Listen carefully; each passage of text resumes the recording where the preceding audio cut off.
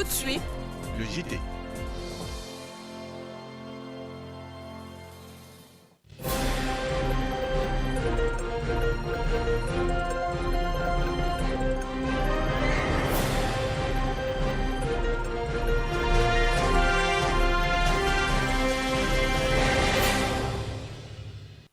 Ravi de vous retrouver ce soir pour l'actualité. Mesdames et messieurs, bonsoir et bienvenue.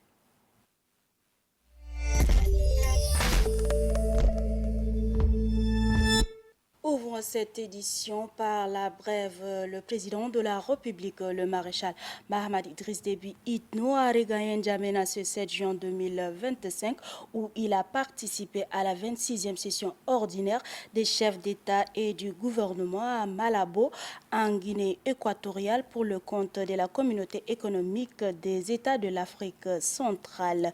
Plusieurs sujets ont été abordés lors de ces assises permettant de poser de nouvelles jalons de la dite institution.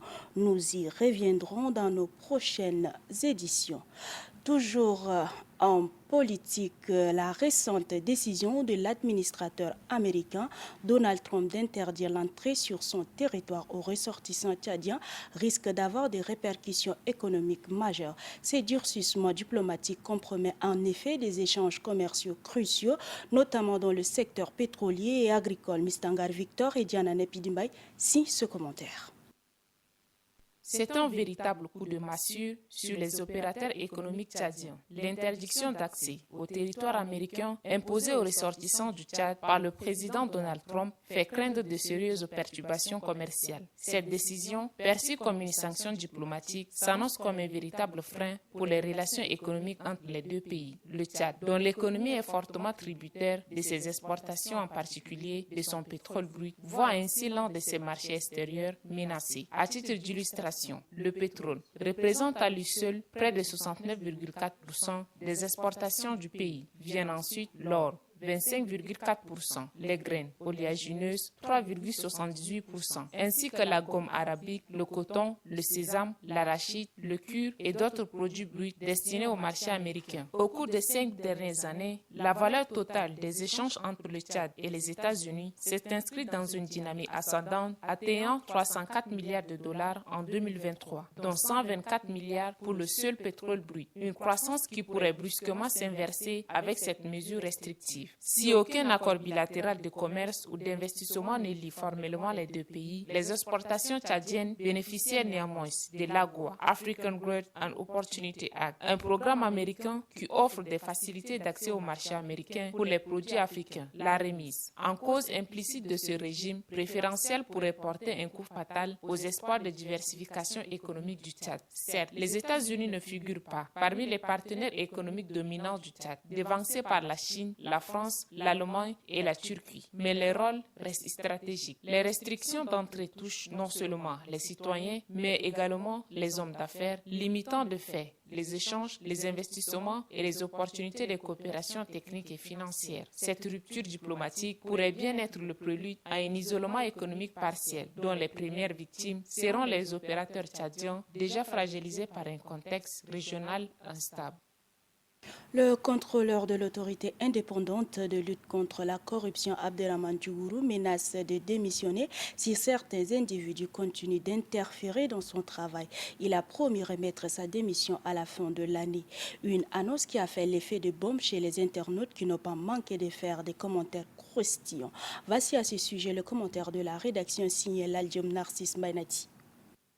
Le post fait il y a quelques jours par le contrôleur de l'autorité indépendante de lutte contre la corruption, AICL, est devenu viral sur les réseaux sociaux. Abderrahmane Djougourou, il s'agit de lui, a indiqué que si certains individus tapis dans l'ombre continuent d'influencer ou de manigancer le travail de cette institution, à la fin de cette année, il va rendre son tablier, c'est-à-dire démissionner de son poste. Cette menace doit être prise au sérieux. C'est pour vous dire que les intouchables existent bel et bien dans cette République. L'équipe de M. Abdrahmane Djougourou n'a pas les mains libres pour faire le travail d'assainissement et de salubrité publique que le président de la République, le maréchal Mahamat Idriss Déby Itno, lui a confié. Il y a des individus qui pillent les ressources financières du pays, mais qui empêchent cette institution de faire son travail sous prétexte qu'ils appartiennent au sérail, sinon ils sont des protégés. C'est ainsi qu'ils mettent les bâtons dans les roues de l'équipe qui chapeaute cette institution mise en place pour traquer les voleurs de la République et récupérer tout copec de l'État détourné. Aujourd'hui, ces voleurs, forts de leur proximité, peut-être avec certains pontes du régime, pensent qu'ils sont à l'abri de toute poursuite judiciaire. C'est pourquoi ils font feu de tout bois pour bloquer cette institution qui a pour mission de moraliser les agents de l'administration publique. Le contrôleur de l'AICL n'a pas les mains libres pour traquer les fonctionnaires indélicats qui se sont rendus coupables des détournements de centaines de millions de francs CFA dans les caisses, privant ainsi l'État de ses revenus légitimes. Si on donne carte blanche à M. Abdrahmane Djougourou, plusieurs têtes tomberont dans les mailles du filet de la police. C'est pourquoi on utilise tous les subterfuges pour le décourager afin qu'il jette l'éponge. Il faut laisser cet homme mettre hors d'état de nuire ceux qui pillent les ressources financières de l'État. Il est de bonne loi que le chef de l'État donne les moyens conséquents à cette institution pour lui permettre d'arrêter tous ceux qui ont mis à sac l'économie nationale. Les pouvoirs publics ne devraient pas s'y mixer dans les affaires de cette institution qui doit mettre au pas, sinon remplir les prisons du pays par ces pilleurs à ciel ouvert des deniers publics. Le président de la République, initiateur de cette institution, ne devrait pas laisser ce contrôleur démissionner. Aujourd'hui, le plus mauvais exemple de ce qui s'est passé au ministère de la Santé publique et de la Prévention continue de hanter encore les esprits. Des gens qui ont plongé leur barbichette dans la corruption auraient tous remis en selle et ces derniers vaquent normalement leurs occupations comme si de rien n'était. On doit soutenir cette structure pour qu'elle jugule la corruption qui a étendu tous ses tentacules sur toute l'administration tchadienne. Au grand mot, de grand remède.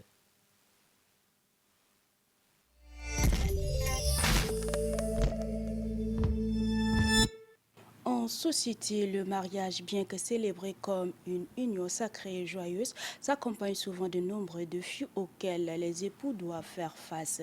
Dès le premier jour de la vie commune, les mariés découvrent parfois les aspects de la personnalité de l'autre qu'ils ignorent. On fait le point avec Bainadi Nicolas.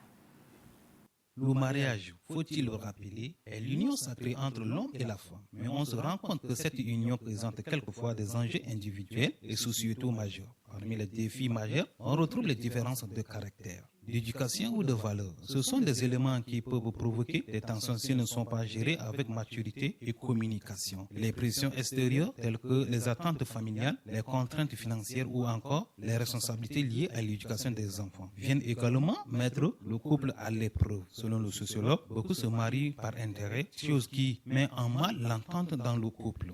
Les femmes veulent des hommes qui soient riches, qui aient beaucoup de moyens, qui aient, c'est pas moi, qui vivent dans l'opulence ou soit encore qui aient des biens matériels.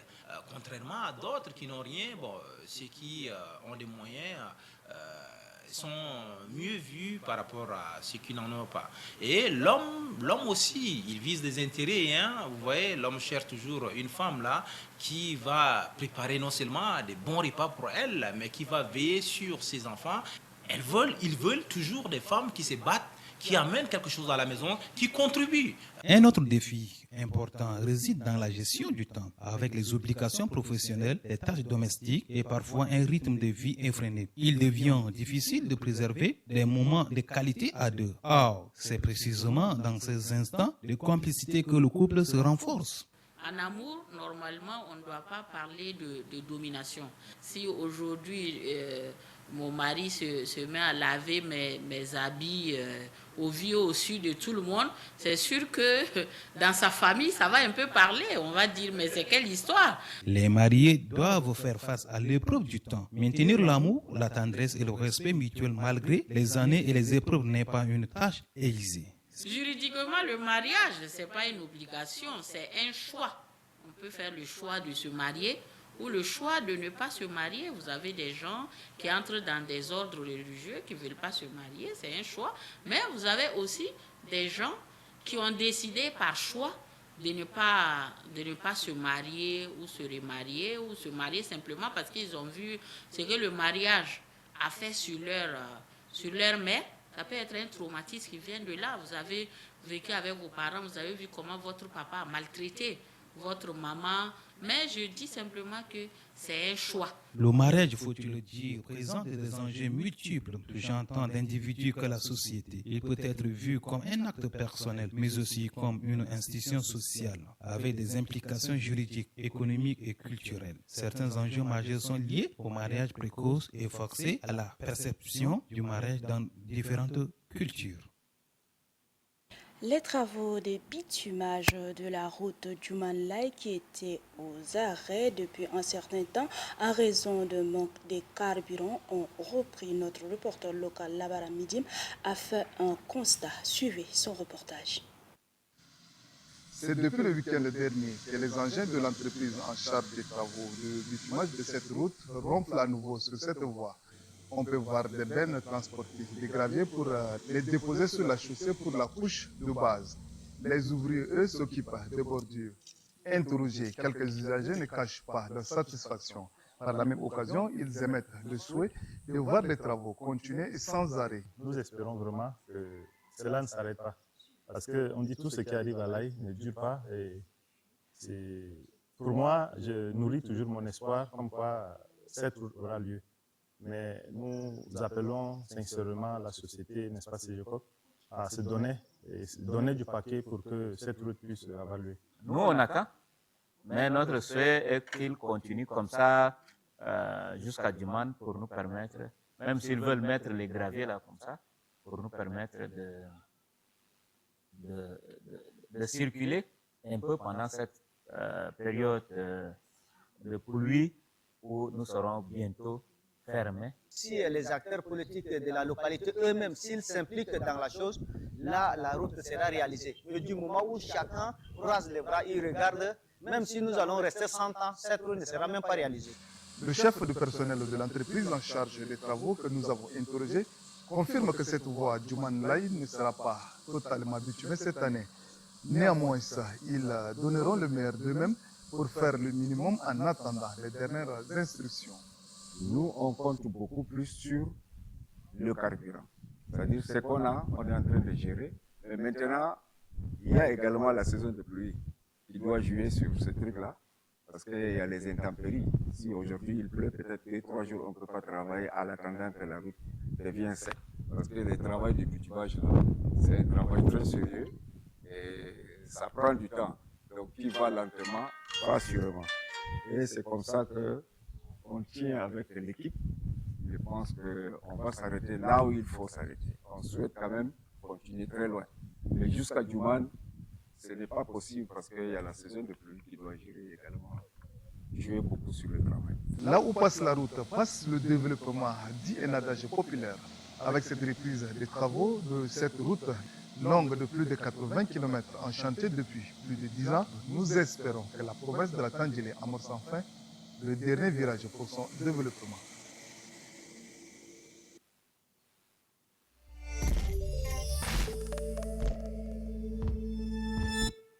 En santé, la Fondation Melon pour le bien-être social lance une opération de sensibilisation aux méfaits du VIH-Sida. C'était hier à l'espace vert de Gassi dans le 7e arrondissement. Suivez plutôt l'extrait de la fondatrice qui situe l'objectif de cette sensibilisation au micro de Bainadi. Nicolas. Nous sommes très heureux cet après-midi d'être là pour parler de ce que c'est que le VIH-Sida. Vous avez vu, il y a une pléthore de personnes là, au niveau de Mamira, en train de nous écouter parler du VIH-Sida. Et donc, on trouve que le VIH-Sida n'est plus un sujet tabou de nos jours. Nous en avons parlé depuis 1981 jusqu'à nos jours et nous continuons d'en parler. Et nous sommes très heureux parce qu'au niveau de la prévalence même du Tchad, le taux a diminué. Nous sommes à un taux de 1% déjà. On était à 1,3%, maintenant nous sommes descendus à 1%. C'est formidable parce que des séries de sensibilisation au VIH-Sida se sont faites et ça a eu des résultats, ça a eu des portées. Et donc nous voulons dire, au nom de la Fondation Melom, qui est ici présente, nous voulons dire que la Fondation Melom a une partie, juste une partie, de ces objectifs, c'est la sensibilisation au VIH-Sida. Nous avons l'autonomisation, nous avons l'entrepreneuriat, mais nous avons aussi cette capsule-là de sensibilisation au VIH-Sida. Et c'est dans ce cadre précis d'action-là que nous sommes là, à Mamira, entourés de personnes très compréhensibles, de citoyens très responsables qui nous ont écoutés du début à la fin. Et nous voulons dire qu'il y a de l'espoir. De l'espoir d'ici l'horizon 2030, il y a de l'espoir. Nous voulons croire en des comportements très responsables de la part des citoyens tchadiens parce qu'ils sont à l'écoute. Ils sont à l'écoute et ils veulent chaque jour changer de comportement. Au Tchad, la prévalence du VIH-Sida a connu une baisse significative au cours de la dernière décennie. Selon les données les plus récentes, quel est le taux de prévalence actuel du VIH-Sida? Roselyne Djekourbois dans ce commentaire. La prévalence du VIH-Sida varie considérablement selon les régions et les groupes démographiques. Dans les zones urbaines, le taux est nettement plus élevé, atteignant 4,3% en Djamena contre seulement 0,4% en zone rurale, selon les données statistiques. Geneviève Eounou, conseillère des sciences système services pour tous, nous explique. Nous faisons des estimations chaque année. Et pour 2024, l'estimation que nous avons faite, basée sur les données de 2023, donne une prévalence entre 0,9% et 1%. Mais aujourd'hui, la donnée que nous avons, c'est la prévalence de 2023 qui est de 1%. Selon elle, le taux de prévalence varie selon les irrégularités. Mais au niveau du VIH, il faut noter certaines inégalités. Cette prévalence de 1%, c'est au niveau national, mais nous avons des zones où la prévalence est très élevée. Les nouvelles infections impliquent les adolescents et les adultes, ajoute-t-elle. Les nouvelles infections sont plus importantes chez les adolescents et les jeunes. Pendant que les nouvelles infections diminuent chez les adultes, les plus de 15 ans, chez les adolescents et jeunes, la prévalence est en train de monter progressivement. Donc, il y a une nécessité de faire une action focus sur les adolescents et jeunes. L'accès aux antirétrovirales des femmes enceintes est de 70%, ce qui relève d'une importance capitale pour le Tchad. Plus de 70% des femmes qui ont accès aux ARV. Par contre, les enfants sont laissés pour compte. C'est le talon d'Achille de la lutte. On n'arrive pas à identifier les enfants et à les mettre sous ARV. Pendant que les femmes enceintes et allaitantes ont une couverture de plus de 70%, on a moins de 30% des enfants infectés par le VIH qui sont mis sous traitement. Le taux de transmission du VIH de la mère à l'enfant est de 18%. Donc ça appelle à une action de santé publique pour pouvoir renforcer la PTME et l'identification des enfants pour les mettre sous ARV si nous voulons arriver à éradiquer le VIH comme un problème de santé publique d'ici 2030 au niveau du Tchad. Cependant, des défis subsistent notamment en matière de suppression de la charge virale avec un taux d'environ 24,5% en 2023, bien en deçà de l'objectif de 95% fixé par l'ONU-SIDA pour 2030. Le gouvernement tchadien continue de renforcer ses efforts pour améliorer la prévention, le dépistage et l'accès au traitement, en particulier dans les régions les plus touchées et parmi les populations les plus vulnérables.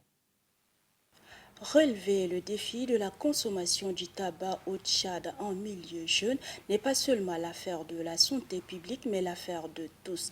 La question de savoir comment la population peut contribuer à la diminution de la consommation du tabac. Suivez le reportage de Vunba Kioube avec le récit de Yankee Lydia.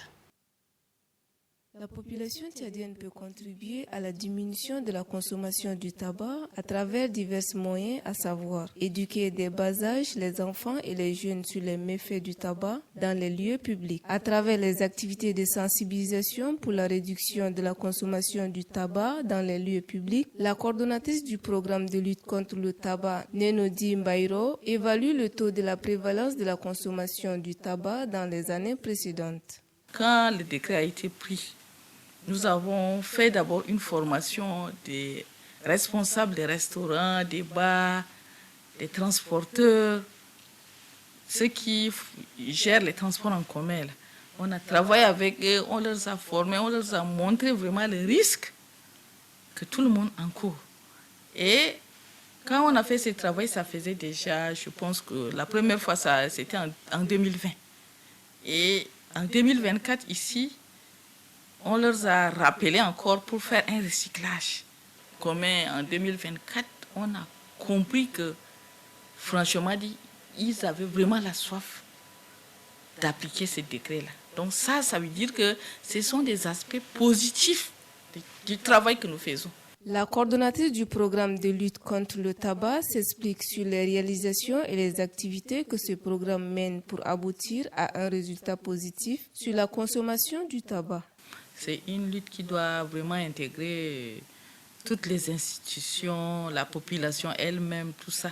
Parce que comme je l'ai souligné, à cause déjà du risque d'exposition, quand tu luttes pour ta propre santé. Il faut que les gens comprennent comme ça d'abord. Parce qu'aujourd'hui, si je ne lutte pas pour l'application, par exemple, du décret 1522, qui protège, dont le but, c'est de protéger les non-fumeurs. Parce que l'État se dit, si celui qui fume, fume en toute responsabilité de cause. Mais on ne peut pas les laisser enfumer les autres. Selon la coordonnatrice de la lutte contre le tabac prodigue quelques conseils à l'endroit des consommateurs du tabac. Elle s'explique en ce terme. Et à l'endroit d'abord de la jeunesse, de faire très attention du fait que le tabac crée l'addiction. Et en commençant à fumer très jeune, on risque de devenir très accro. Et ça peut détruire également leur avenir. Donc, que la jeunesse prenne conscience par rapport à ces substances-là. Pour éviter toute éventuelle maladie causée par le tabac, il serait crucial de faire comprendre à la population tchadienne et surtout la jeunesse les risques sanitaires liés à la consommation du tabac. Pour ce faire, il faut une prise de conscience réelle afin d'éviter le pire.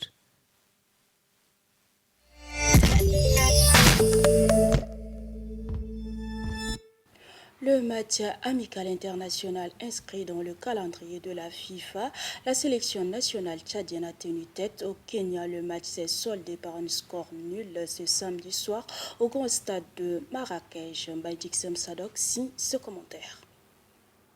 Dirigé par le sélectionneur Tahir Zakaria Gardia, l'équipe tchadienne a profité de cette rencontre pour expérimenter de nouveaux dispositifs tactiques et intégrer plusieurs jeunes joueurs au sein de l'effectif. Face à une équipe kenyane entreprenante, notamment en seconde période, les Sao ont posé une organisation défensive rigoureuse et une solidarité remarquable, en particulier après que le Kenya ait été réduit à 9 contre 11, sans pour autant perdre le fil du match. Malgré une possession majoritairement kenyane et de nombreuses offensives adverses, les Sao ont tenu bon, portés par un gardien tchadien impérial, auteur de plusieurs parades décisives. En attaque, les contre-attaques tchadiennes ont manqué de tranches, mais la volonté d'aller de l'avant est demeurée intacte jusqu'au coup de sifflet final. L'un des faits marquants de la rencontre fut le retour très attendu du capitaine Douassal Ezekiel. Véritable point d'ancrage offensif, il a su mener ses coéquipiers avec maîtrise, combiner l'expérience des cadres établis et l'enthousiasme de la relève. Si le score nul peut paraître modeste, il en ne demeure pas moins encourageant pour le Tchad, engagé dans une phase de reconstruction ambitieuse. Le sélectionneur Tahir Zakaria Gardia s'est d'ailleurs déclaré satisfait de cette prestation collective, prélude à un nouveau défi prévu pour le 10 juin prochain, toujours à Marrakech.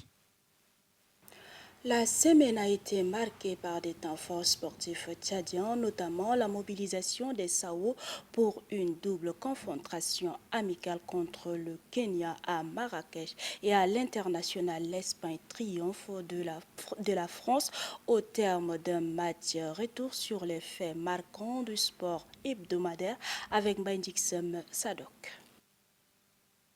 Chaque dimanche, la rédaction vous convie à un voyage complet à travers l'actualité sportive entre terrains locaux et arènes internationales. De N'Djamena à Marrakech, du Coast aux pelouses européennes, voici votre condensé hebdomadaire des événements qui ont façonné la semaine. Le comité olympique et sportif tchadien Coast a rompu le silence ce mardi 4 juin 2025 à travers un communiqué officiel qui se veut à la fois clarificateur et ferme. L'institution y condamne l'attitude de certaines fédérations et associations fédérations sportives qui ont refusé de signer le mémorandum de soutien à la direction actuelle du comité. Le communiqué émanant du secrétaire général du COS affirme avec vigueur que le bureau exécutif dirigé par le général Idriss Dokoni Adiker est l'unique entité reconnue par le Comité international olympique (CIO), l'Association des comités nationaux olympiques, ainsi que par les autorités de la République du Tchad. Dans le cadre des préparatifs en vue d'une double confrontation amicale contre le Kenya, l'équipe nationale tchadienne a quitté N'Djamena le 3 juin pour rejoindre Marrakech. Les rencontres sont prévues pour les 7 et 10 juin au grand stade de la ville marocaine. Le premier match disputé ce samedi 7 juin s'est soldé par un nul vierge. Une prestation sérieuse des Sao qui ont montré une discipline défensive solide et une volonté de maîtrise collective face à une équipe kenyane rigoureuse. L'occasion pour le sélectionneur de procéder à plusieurs ajustements tactiques et intégrer de nouvelles recrues au sein de l'effectif national. Parallèlement, la Confédération africaine de football (CAF), via sa division des associations membres, a organisé un séminaire de haut niveau auquel ont participé 2 représentants tchadiens. Abakar Oumouanou, membre du conseil de la Fédération tchadienne de football association, et Mamat Rozi Ali, directeur financier de la même institution.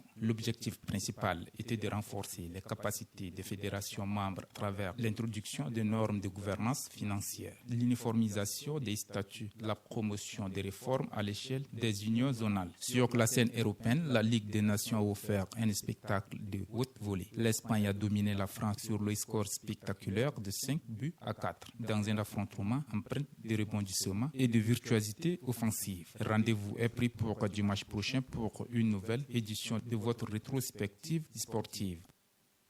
Merci la rédaction et la technique. Merci à vous de l'avoir suivi. Prenez soin de vous. Bonsoir.